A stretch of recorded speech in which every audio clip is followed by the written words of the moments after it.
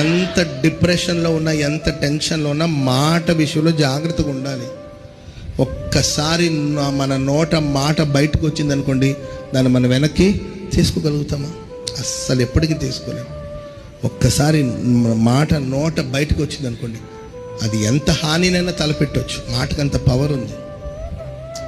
కాబట్టి సేవకులైనా కావచ్చు, విశ్వాసులే కావచ్చు, నోట మాట రాకమునుపు చాలా జాగ్రత్తగా ఉండాలండి.